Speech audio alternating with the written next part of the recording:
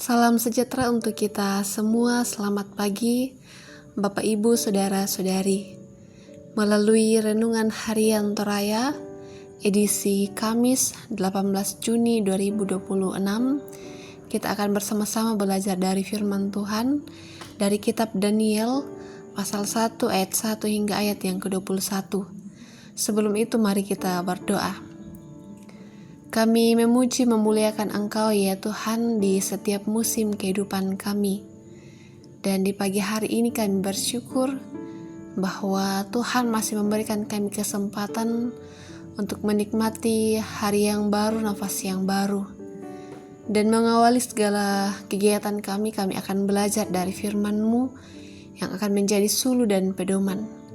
Kiranya kami sungguh-sungguh mendengar, bahkan bisa memahami dan melakukan firman-Mu ini.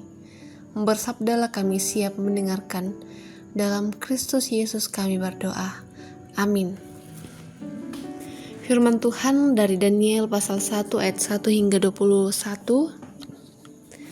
Pada tahun ketiga pemerintahan Yehoyakim Raja Yehuda, datanglah Nebukadnezar Raja Babel ke Yerusalem dan mengepung kota itu. Tuhan menyerahkan Yehoyakim Raja Yehuda dan sebagian dari perlengkapan rumah Allah ke dalam tangannya. Ia membawa semuanya itu ke tanah Sinear, ke rumah dewanya. Perlengkapan-perlengkapan itu ditaruh di dalam perbendaharaan dewanya. Raja bertitah kepada Aspenas, kepala istananya, untuk membawa beberapa orang Israel yang berasal dari keturunan raja dan kaum bangsawan. Mereka itu orang-orang muda yang tanpa cacat, berperawakan bagus, memahami berbagai hikmat, berpengetahuan banyak, mempunyai pengertian tentang ilmu dan cakap untuk bekerja dalam istana raja. Mereka akan diajar sastra dan bahasa orang Kasdim. Raja menetapkan bagi mereka jatah setiap hari dari santapan raja dan dari anggur yang biasa diminumnya. Mereka harus dididik selama 3 tahun, dan sesudah itu mereka harus bekerja bagi raja. Di antara mereka itu ada Daniel, Hananya, Misael, dan Asaria dari Bani Yehuda. Pemimpin pegawai istana itu memberi nama lain kepada mereka. Daniel dinamainya Belsasar, Hanaya dinamainya Sadrak, Misael dinamainya Mesak, dan Asaria dinamainya Abednego. Daniel bertekad untuk tidak menajiskan dirinya dengan santapan raja dan dengan anggur yang biasa diminum raja. Ia pun meminta kepada pemimpin pegawai istana agar diizinkan untuk tidak menajiskan dirinya.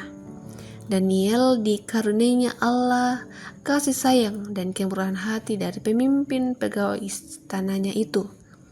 Tetapi pemimpin pegawai istana itu berkata kepada Daniel, "Aku takut kepada Tuanku Raja yang telah menetapkan makanan dan minumanmu. Bagaimana kalau ia melihat kamu tidak sehat para pemuda lain yang sebaya dengan kamu? Karena aku bisa dihukum pancung oleh Raja." Kemudian Daniel berkata kepada pengawas yang telah diangkat oleh pemimpin pegawai istana untuk Daniel, Hananya, Misael, dan Asaria, "Silakan uji hamba-hambamu ini selama 10 hari. Biarlah kamu diberi sayur untuk dimakan dan air untuk diminum. Sesudah itu bandingkanlah perawakan kami dengan perawakan para pemuda yang makan dari santapan raja. Kemudian perlakukanlah hamba-hambamu ini sesuai dengan pendapatmu." Permintaan mereka itu didengarkan, lalu mereka diuji selama 10 hari. 10 hari kemudian ternyata perawakan mereka lebih baik dan mereka kelihatan lebih gemuk daripada semua pemuda yang telah makan dari santapan raja. Selanjutnya pengawasan itu selalu mengambil makanan mereka dan anggur yang seharusnya mereka minum, dan memberikan sayur kepada mereka. Kepada keempat pemuda itu Allah memberikan pengetahuan dan kepandaian tentang berbagai sastra dan hikmat. Daniel juga mempunyai pengertian tentang berbagai penglihatan dan mimpi. Di penghujung waktu yang ditetapkan raja untuk membawa mereka menghadap, mereka dibawa oleh pemimpin pegawai istana itu ke hadapan Nebukadnezar.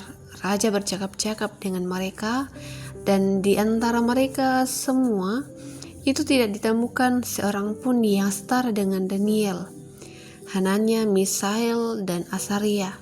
Mereka pun bekerja bagi raja dalam setiap hal yang memerlukan kebijaksanaan dan pengertian yang ditanyakan raja kepada mereka. Didapatinya bahwa mereka 10 kali lebih cerdas daripada semua ahli ilmu gaib dan semua tukang jambi di seluruh kerajaannya. Daniel berada di sana sampai tahun pertama pemerintahan Kores. Amin. Jemaat yang dikasihi Tuhan, tema perenungan kita ialah Tuhan yang hadir di tengah reruntuhan dunia. Ada saatnya hidup terasa runtuh dalam sekejap. Rencana yang kita bangun hancur, tempat yang kita sebut rumah berubah menjadi kenangan, dan masa depan terasa asing. Kita bertanya, di mana Tuhan ketika semuanya berantakan? Begitulah yang dialami bangsa Yehuda ketika Yerusalem ditaklukkan. Bait Allah, lambang kehadiran dan kebanggaan mereka, dirampas. Secara manusiawi seolah-olah Tuhan kalah dan Babel menang. Dunia sering membuat kita merasa iman itu rapuh ketika kenyataan tidak sesuai dengan harapan kita. Namun dalam pembacaan kita Daniel 1 ayat 1-21 dibuka dengan kalimat yang mengejutkan, yang mengatakan Tuhan menyerahkan Yoyakim ke dalam tangan Nebukadnezar. Bukan Babel yang berdaulat, melainkan Tuhan yang tetap memegang kendali. Kata menyerahkan menunjukkan bahwa bahkan dalam kekekalan Allah tetap aktif dalam rencananya. Ia juga mengaruniakan Daniel kasih dan sayang di hadapan kepala pegawai istana dan memberikan pengetahuan serta hikmat kepada mereka. 3 kali penegasan bahwa Tuhanlah yang memberi. Di balik panggung politik dan kekuasaan ada tangan Tuhan yang bekerja diam-diam memelihara umatnya dan mempersiapkan masa depan mereka. Orang tua, saudara-saudara yang kasihi Tuhan, hari ini mungkin ada bagian hidup kita yang terasa seperti Yerusalem yang jatuh, keluarga yang retak, pekerjaan yang hilang, pelayanan yang meredup. Tetapi kisah Daniel mengingatkan bahwa ketika dunia tampak runtuh, Tuhan tidak pernah runtuh. Ia tetap bekerja bahkan melalui situasi yang tidak kita pilih. Dan tugas kita bukan memahami seluruh rencananya, melainkan tetap setia dan percaya. Sebab di tengah reruntuhan sekalipun Tuhan sedang menulis kisah yang lebih besar dan kita ada di dalamnya. Reruntuhan hidup bukan akhir cerita. Seringkali itu adalah awal karya Tuhan yang lebih dalam. Amin. Kita berdoa. Kami bersyukur Tuhan, waktu sejenak kami boleh belajar dari firman-Mu. Kami kembali diingatkan bahwa sungguh Tuhan yang hadir di tengah-tengah kehidupan, bahkan di tengah reruntuhan kehidupan kami. Untuk itu kuatkan dan teguhkan kami senantiasa di setiap langkah kehidupan kami, untuk terus mengadu harap, untuk terus berserah hanya kepada Tuhan. Hari ini kami akan melanjutkan kehidupan kami. Mari Tuhan menopang dan memberkati setiap kegiatan kami. Memberkati kami dalam peran, tugas, dan tanggung jawab masing-masing. Kami berdoa ya Tuhan untuk rombongan ibu-ibu PWGT bersama dengan keluarga yang sementara dalam perjalanan menuju Toraja dalam rangkaian kegiatan wisata rohani PWGT. Mari Tuhan memberkati mereka di setiap perjalanan yang akan dilalui, setiap alat transportasi yang akan ditumpangi.